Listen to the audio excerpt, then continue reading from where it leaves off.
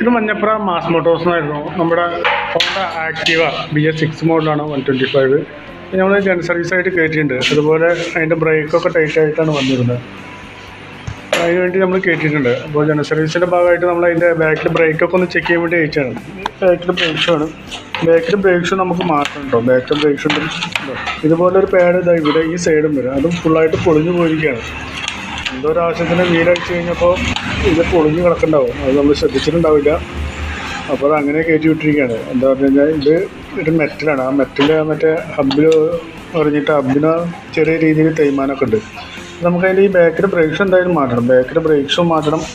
അതുപോലെ ബാക്കിൽ ബ്രേക്കിൻ്റെ ഈ കേബിൾ മാറ്റി റീസെറ്റ് ആക്കണം. ബ്രേക്ക് പിടിക്കുമ്പോൾ റിട്ടേൺ പോകുന്നില്ല. അപ്പോൾ ബാക്കിൽ ബ്രേക്കിൻ്റെ കേബിൾ മാറ്റണം.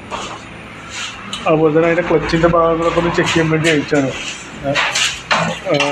ക്ലച്ചിൻ്റെ ഭാഗത്ത് വേറെ കുഴപ്പമൊന്നുമില്ല. അത്യാവശ്യം നല്ല രീതിയിൽ പൊടിയുണ്ട്. അതൊക്കെ നമുക്കൊന്ന് എയറടിച്ച് ക്ലീൻ ചെയ്യാം. അതിൻ്റെ ഓട്ടോ ക്ലച്ചിൻ്റെ യൂണിറ്റ് ഒന്ന് അയച്ച് ഗ്രീസ് ചെയ്യണം കേട്ടോ. നമുക്ക് അത്യാവശ്യം നല്ല രീതിയിൽ ടൈറ്റാണ് ക്ലച്ച് പുള്ളിയൊക്കെ. അതൊക്കെ ഒന്ന് അയച്ച് ഗ്രീസ് ചെയ്യണം. പിന്നെ അതുപോലെ തന്നെ നമ്മളതിൻ്റെ എയർ ഫിൽറ്ററൊക്കെ ഒന്ന് ചെക്ക് ചെയ്യാൻ വേണ്ടി അയച്ചാണ്. എയർ ഫിൽറ്റർ കുഴപ്പമൊന്നുമില്ല. നമുക്കത് ക്ലീൻ ചെയ്തിട്ടാൽ മതി. നിലവിൽ വേറെ കുഴപ്പമൊന്നുമില്ല.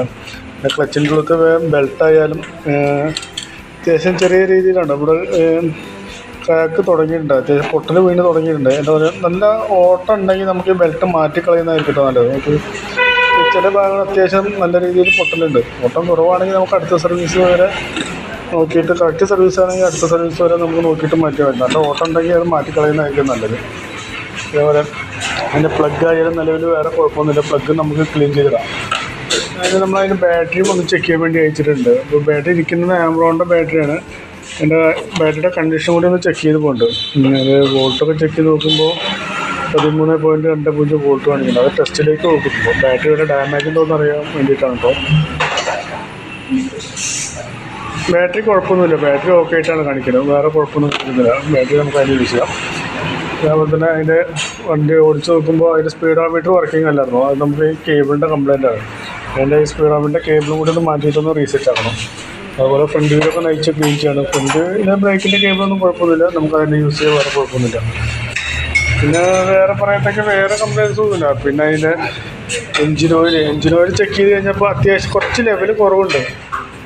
നമുക്ക് ഇങ്ങനെ നോക്കുമ്പോൾ അത് എത്രത്തോളം മാറ്റിയിട്ടുണ്ടെന്ന് അറിയില്ല.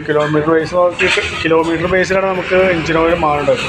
എഞ്ചിൻ ഓയിൽ മാറ്റിയിട്ട് 3000 കിലോമീറ്റർ ആയിട്ടുണ്ടെങ്കിൽ ഓയിൽ മാറ്റിക്കളയുന്നതായിട്ടോ നല്ലത്. അല്ലെങ്കിൽ ആ കുറവുള്ള ഓയിലൊന്ന് ടോപ്പപ്പ് ചെയ്യാം. 3000 കിലോമീറ്റർ ആയിട്ടുണ്ടെങ്കിൽ അത് മാറ്റിക്കളയുന്നതായിരിക്കും നല്ലത്. പിന്നെ വേറെ കുഴപ്പമൊന്നുമില്ല. പിന്നെ അതിൻ്റെ ബാക്കിലെ ടയറാണ് ഉണ്ടോ. ടയർ അത്യാവശ്യം നല്ല രീതിയിൽ മോശമായിട്ടുണ്ട്. ബാക്കിലെ ടയർ നമുക്ക് മാറ്റാറായിട്ടുണ്ട് ശരിക്കും. അപ്പോൾ ടയർ മാറ്റണമെങ്കിൽ ഒന്ന് പറയുക. ഞാൻ ടയർ കൂടാതെ ഒരു എസ്റ്റിമേറ്റ് പറയാം. ടയർ മാറ്റണമെങ്കിൽ ഒന്ന് പ്രത്യേകം പറഞ്ഞാൽ മതി. ബാക്കിലെ ബ്രേക്ക് ഷൂ, അതുപോലെ സ്പീഡോമീറ്റർ കേബിള്, ബാക്കിലെ ബ്രേക്കിൻ്റെ കേബിള്, എഞ്ചിൻ ഓയിൽ 3000 കിലോമീറ്റർ ആയിട്ടുണ്ടെങ്കിൽ അതുകൂടി മാറ്റുമായിരിക്കും നല്ലത്. അപ്പോൾ അത് നോക്കിയിട്ടൊന്ന് പറഞ്ഞാൽ മതി. എഞ്ചിൻ ഓയിലും ടയറും കൂടാതെ ഉള്ളൊരു എസ്റ്റിമേറ്റ് പറയാം. നോക്കിയിട്ടൊന്ന് റിപ്ലൈ ചെയ്യാം കേട്ടോ. ഓക്കെ.